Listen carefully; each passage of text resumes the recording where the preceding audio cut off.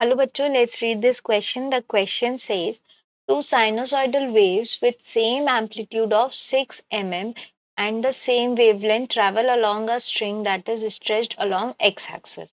Their resultant wave is shown twice as shown in figure 1639 as valley A travels in negative direction of x. The distance d 56 centimeter in 8 milliseconds. The tick mark along the axis are separated by 10 centimeter and height is 8 mm. Let the equation of one wave be of the form y is equals to xt is equals to ym sine kx plus minus omega t plus phi 1, where phi 1 is equals to 0. And you must choose the correct sign in front of omega. The equation of the other wave. For the equation of other wave, what are ym, k, omega, phi 2 and the sign in front of omega. तो अब इस question में हमें दिया हुआ है कि एक वेव है जो कि दो साइनोसॉइडल वेव्स है जिनका एम्पलीट्यूड हमारा 6 है और सेम वेवलेंथ से वो ट्रैवल कर रहे हैं और जो वेव है वो डी डिस्टेंस यानी 56 सेंटीमीटर 8 मिली सेकेंड्स में कवर करती है और जो ये टिक मार्क्स हमको दिए हुए हैं इनके बीच का सेपरेशन कितना है, दिस इज 10 सेंटीमीटर्स और हाइट हमें कितनी दी हुई है, दिस इज 8 mm। अब हमें बोला गया है कि एक वेव का जो इक्वेशन है वो किस फॉर्म में दिया है, y is equals to y m sine of k x plus minus omega t plus phi one, जहाँ पे फाई वन कितना है हमारा 0 है। अब हमें दूसरे इक्वेशन का के पैरामीटर्स बताने पड़ेंगे। So in this question, the key concept is the equation of other wave will be y x comma t is equals to y m sine of kx plus minus omega t plus phi 2। अब हम इससे एक एक parameters calculate करेंगे। So for part A Y M क्या होता है हमारा, एम्पलीट्यूड होता है। एम्पलीट्यूड हमें कितना गिवन है, एम्पलीट्यूड इज 6 mm, तो ym की वैल्यू क्या हो जाएगी हमारी 6।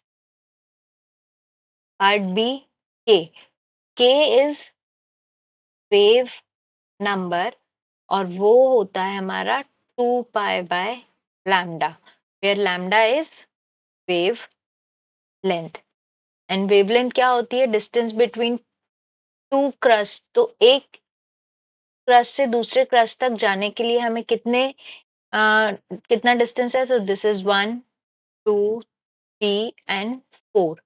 ये क्या हो गया टोटल, ये हो गया हमारा 4D और यही क्या है हमारी वेवलेंथ है। तो वेवलेंथ क्या हो गया हमारा 4D, this is equals 4D नहीं कहेंगे 4A ले लीजिए, दिस 4A।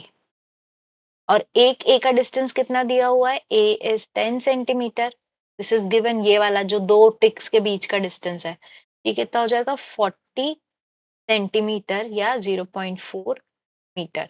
इसको अगर हम के में वैल्यू पुट करते हैं तो हमें के की वैल्यू क्या मिलेगी, 2 पाई डिवाइडेड बाय 0.4 सेंटीमीटर, ये हो जाएगा, ये हमारा मीटर है। तो इसको सॉल्व करेंगे तो ये हमारा आ जाएगा अप्रोक्सीमेटली 16 रेडियन पर सेकेंड पर मीटर, सॉरी ये रेडियन पर मीटर होता है। अब हमें पार्ट सी में क्या पूछा गया है, in part C we have to calculate the omega. Omega क्या है हमारा, एंगुलर फ्रीक्वेंसी, और एंगुलर फ्रीक्वेंसी कैलकुलेट करने से पहले हम, एंगुलर फ्रीक्वेंसी हमारा क्या होता है, v multiplied by k, where v is speed of the wave। तो स्पीड ऑफ वेव क्या होता है हमारा, distance into time, distance upon time, upon time. Distance हमें कितना कवर कर रहा है, वो 56 सेंटीमीटर इन 8 मिली सेकेंड्स, तो ये हो जाएगा 56 centimetre divided by 8 into 10⁻³ seconds. तो इसको सॉल्व करेंगे तो हमारी स्पीड आ जाएगी 70 मीटर पर सेकेंड। तो हमारी एंगुलर फ्रीक्वेंसी क्या हो जाएगा? Angular frequency omega is 70 multiplied by के की वैल्यू कितनी आती रही? 16 रेडियन पर मीटर। ये हो जाएगा हमारा 1120 रेडियंस पर सेकेंड, और we can write it as 1.1 into 10⁻³ radian पर सेकेंड। हमें नेक्स्ट पार्ट में क्या पूछा गया है? We have to find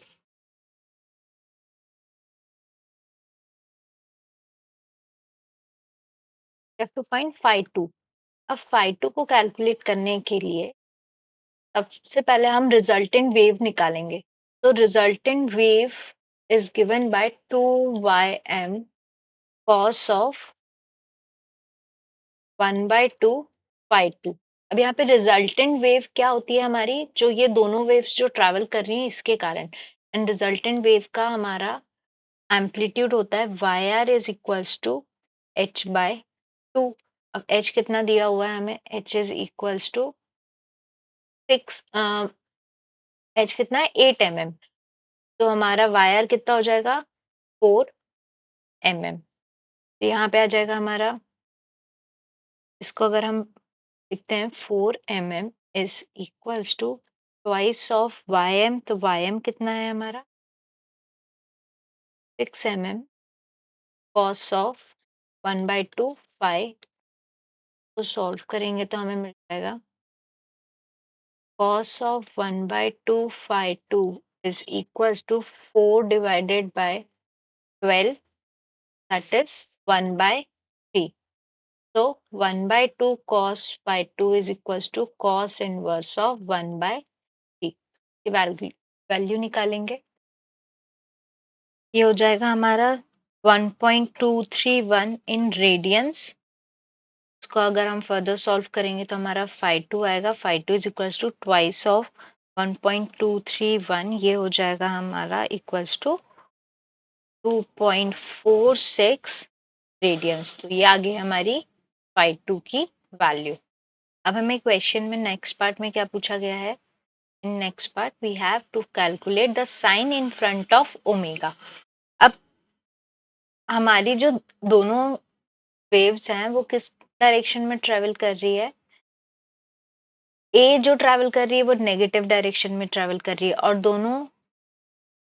दोनों वेव्स हमारी सेम डायरेक्शन में है। तो whenever the wave travel in negative x direction, we take plus sign in front of omega. तो हमारी जो वेव्स होंगी वो कैसी होंगी?